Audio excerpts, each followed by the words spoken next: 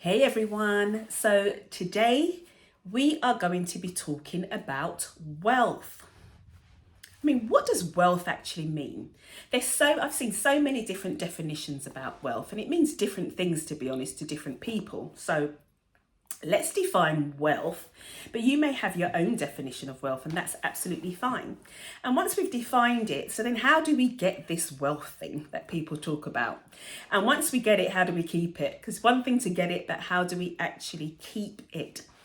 So the Oxford Dictionary, I think it was, the Oxford Dictionary was what I read, and they said wealth is basically an accumulation of possessions. For some people, they say it's money. Some other definitions say money. Some other definitions say riches. Okay, so that's those type of definitions. But one of the definitions that I've read and that I really like is wealth is the abundance of valuable resources, valuable materials, or possessions.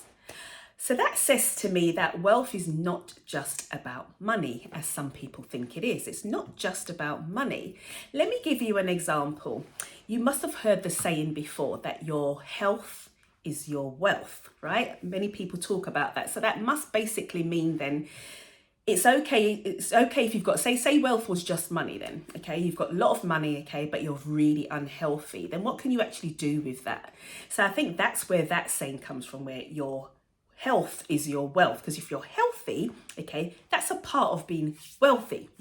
But for me, when I look at wealth, I say that I'm already wealthy. I may not have that much money in the bank, and again, it's relative, right, to different people. What I think is a lot might not be a lot to somebody else, or to somebody else they may think, yes, Jackie, you've got lots of money. But for me, wealth is more than that. It's about my community. It's about, I always said to somebody, I had a conversation with somebody recently, and I said to them, if something happened in life, something misfortunate happened to me, and I found myself homeless, I'm fortunate enough that I have within my community enough people that I know I could knock on their door and say, can you put me up for a week?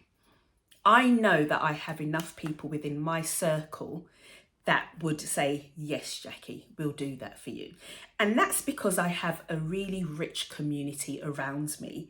So for me, that makes me wealthy. So it might not be physical money, but I know there's people around me that can help me. So for me, it is definitely more, wealth is more than just about having money. It's about other resources that you have access to, right? So let's talk about, because I talk about wealth a lot with my business. So let's talk about building wealth. How do we actually then start to build wealth then, right? So yeah, we talked about community, but let me look at some practical steps. So I think one of the things is having a budget.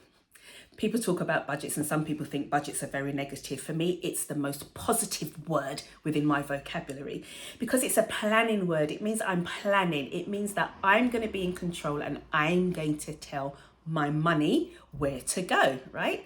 So it's about having a budget so I can plan, I can look into the future, see when certain expenses are going to happen, and maybe then I can put plans into place to make sure I've got enough to cover those expenses. That's just one way. That's just a quick one. That's a practical one, right? Having a budget.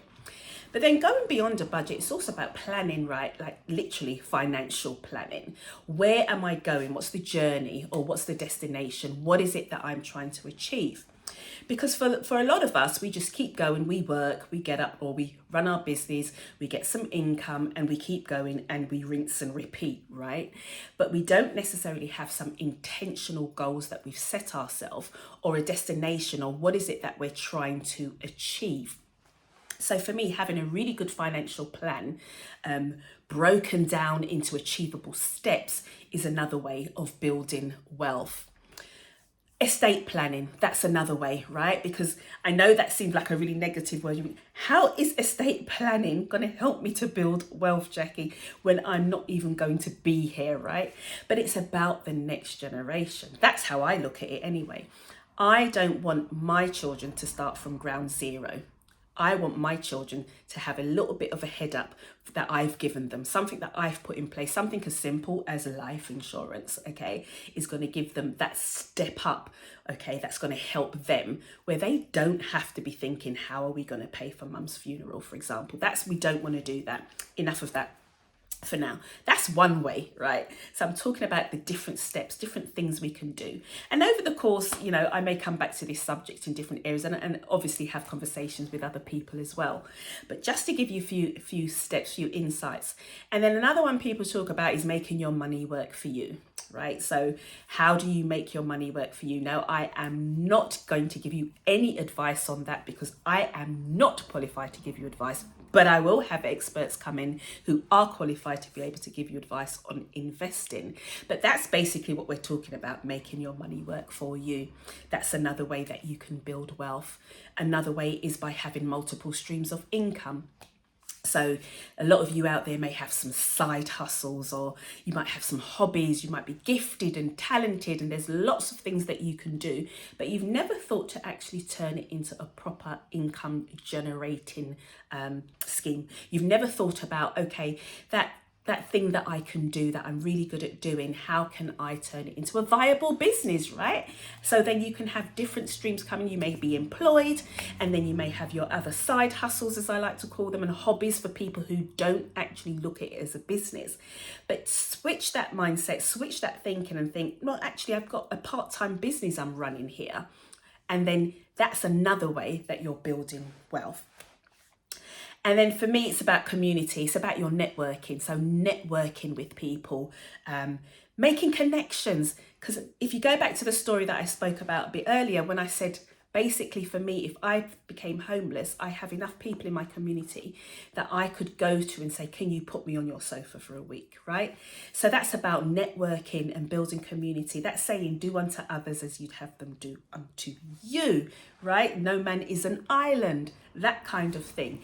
That's another way, because you look at who's in your community, or you look at the resources that is available to you, and you think, well, actually, that's something that I can use. I may not be able to pay that person to do something, but I could offer them this, something that I'm good at doing, like bartering that they used to do in the good old days, right? I'm good at doing this. I need this service from you. You need this service from me. So why don't we get together and just do it? So there's lots of different ways, in my opinion, to build wealth. And then one of the things he says that I know how, another way, I'm getting all tongue twisted now. So another way is by getting the right education, right? So financial literacy skills is something that I'm an advocate for and I talk about a lot. But getting the right education, but getting qualified people who are qualified to help you navigate that journey to building wealth also. And then the thing is, so then how do we remain wealthy? Well, you need to be checking in with what you've done. So if you've done a budget and you've done your budget, okay, it's January, I'm fired up to make sure that I'm maintaining, my finances, and I've done this brilliant budget for the whole year, and then you never look at it again. Right? Then that's not good. So you have to be able to review what you've done, look at what's working, look at, are you on course for achieving whatever goals it is that you've set yourself to achieve? You need to be able to evaluate all of that and not just forget about it. I mean, I'm one of those people that I'm always looking at my budget. I'm always checking stuff, like I do it monthly. But for you, it may maybe that you do it monthly too, or maybe that you do it quarterly, but you must be looking at it because you want to maintain what it is that you started, or you want to be able to maintain what you set out to do. So there you go. Brief definition on what wealth is. I'd be intrigued to hear what your definition of wealth is. I know it's different for different people, and that's okay. I'd also like to know what do you do to help build wealth within your personal situation, and if you're also maintaining that to make sure that you're keeping hold of your wealth. I'm going to leave you with this saying from who was recorded as, at the moment, it said that he was the most wisest and richest person to be on this earth. That person, his name is Solomon. And something that is key to be able to grow your wealth is your mindset.